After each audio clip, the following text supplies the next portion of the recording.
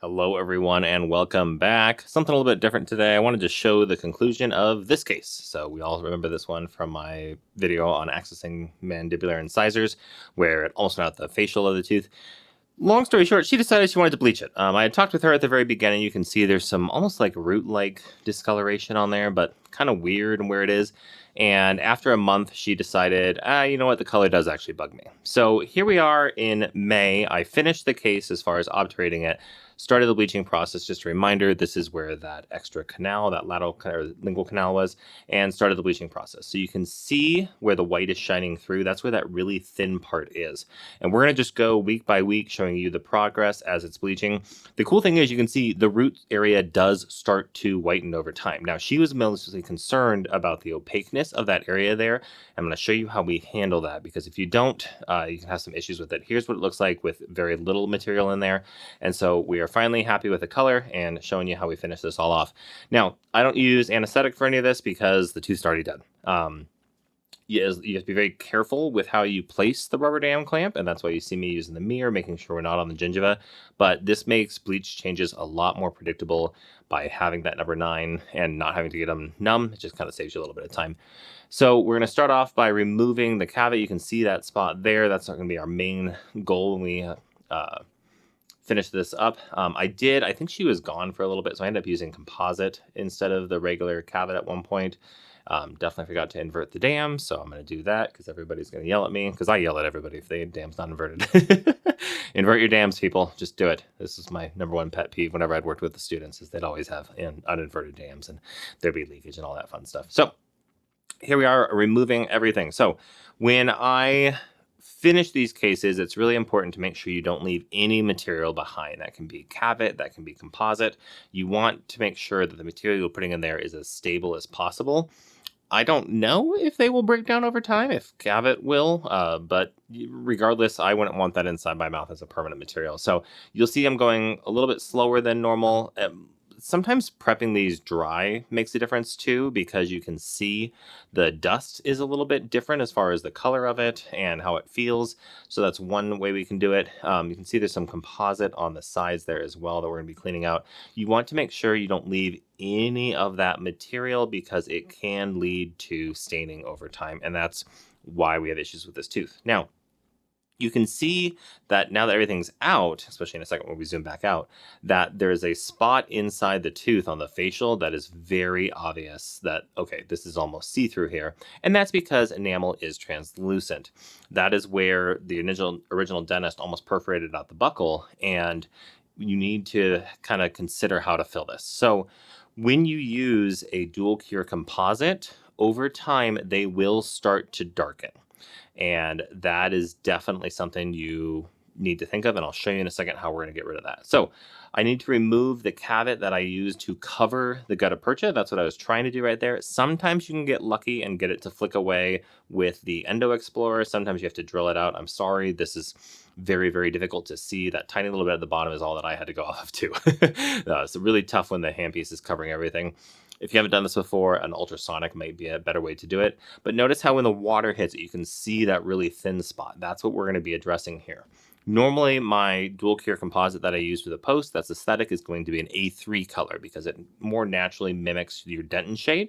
But in this case, if I put that close over time, you'd start to see some significant discoloration in that area, which could lead to the patient doing something like wanting to put a crown on top of this tooth, which would absolutely decimate it. Would not recommend that whatsoever. So we'll show you how we handle that. I am going to put a post in here just in case something weird happens. This tooth has already had a lot of tooth structure removed. The post in these areas is going to help prevent that snap-off failure. Thankfully, her bite is such that she really doesn't hit this thing too hard, so I'm not really concerned about it. But just in case, if she ever has trauma, anything like that, the risk of a snap-off failure is much higher because of how much tooth structure was removed initially when the first root canal was done. So the post will just help support that tooth a little bit better. And even with the heat of the alpha, with her not being numb, dentin is such a good absorber. That's not even the right word. What's the word that I'm looking for? I'm gonna, in a second here, it'll be edited. The word that I'm looking for, sink of heat. It doesn't matter. It's they're not gonna feel it. That's the point. So what happened there? I was trying to get the yellow post inside there. It was a little too loose. So I like to place the largest post that I can passively fit in there without removing any tooth structure. So that's what we're waiting on, is my assistant to grab this big boy, which is the red post from Brasseler. So that's a 7004. That fit very nicely. A little bit of wiggle right at the bottom, but enough that it fits pretty much just perfectly. So really happy with that. We're going to start the process now of restoring it. As usual, I like to remove the biofilm, any levels that are going on there, but see how much that shows through. It's really impressive. Just when you get enamel that thin, how anything underneath there shows through very obviously. And we'll show you how we fix that in a second. Going in with the blaster now. Surprised, actually, I'm always interested by using this of like, what does it pick up as biofilm, and what causes there to be more biofilm? This has had sodium perborate, which is, just decays down into hydrogen peroxide. I have a video a long time ago explaining the chemistry if you want that. But I was surprised by how much activity or biofilm stuff was still inside there. Very interesting that even with being it soaked in hydrogen peroxide, which should kill everything, there is still some activity inside there. It just shows you bacteria are pretty much everywhere. On these bleaching cases, I think it's extra important to do this because you want this bond to be as stable as possible. You don't want there to be any leakage, any other issues with that. Now, when I was doing the blasting, I noticed there's a little bit of cavet hanging out in this area here. Want to remove that. Just gentle, light brushing strokes. I know this seems very finicky. This is another one where I'm not making any cuts except to stabilize the footage.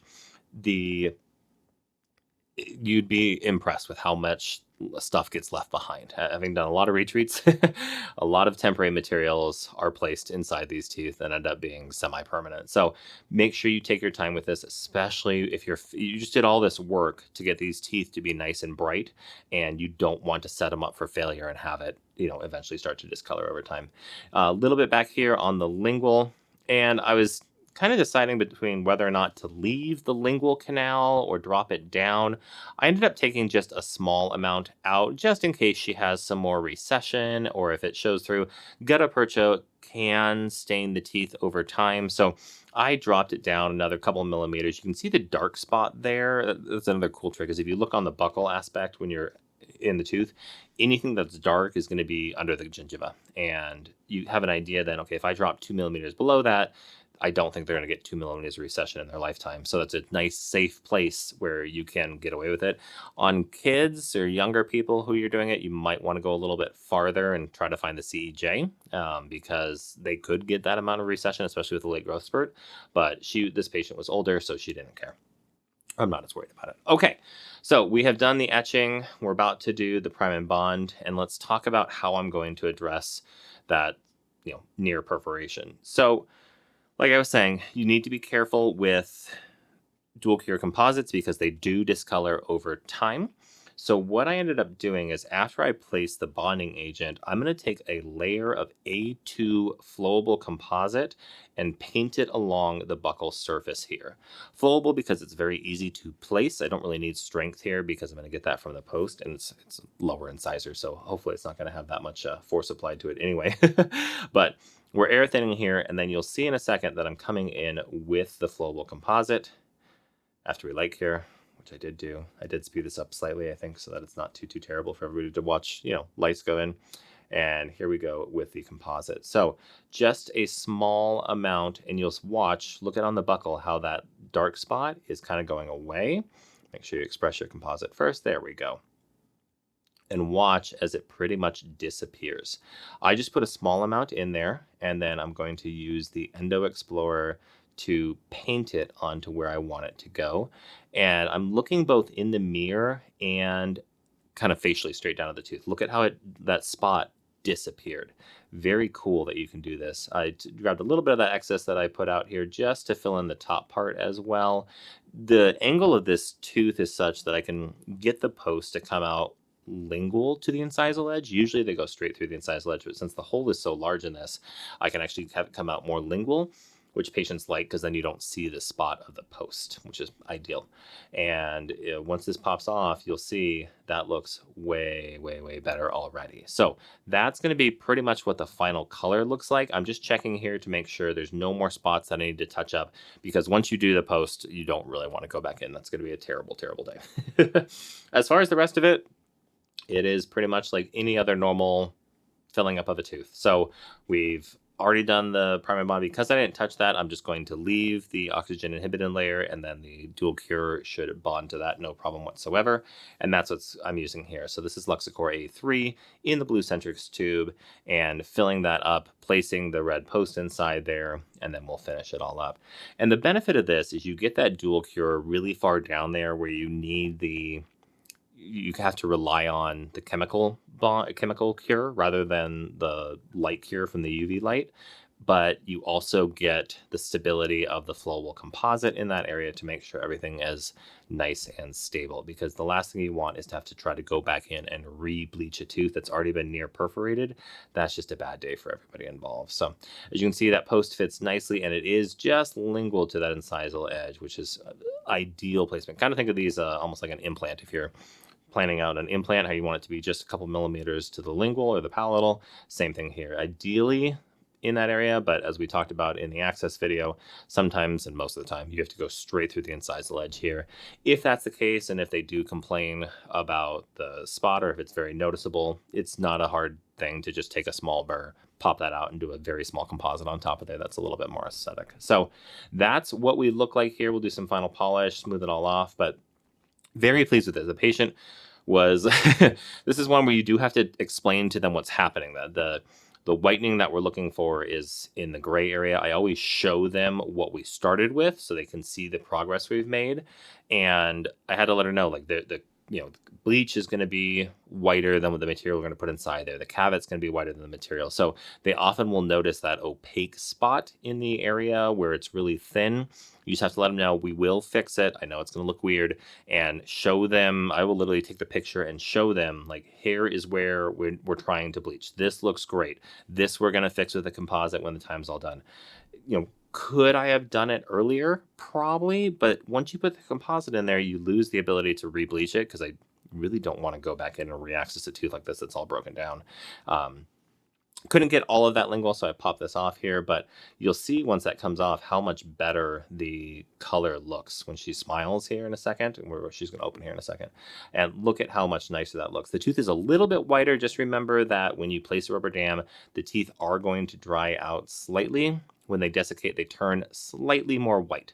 So you'll usually notice on an anterior tooth, especially like this one where it's had a large access and there's not a ton of tooth structure remaining, that it will be, maybe a half shade brighter.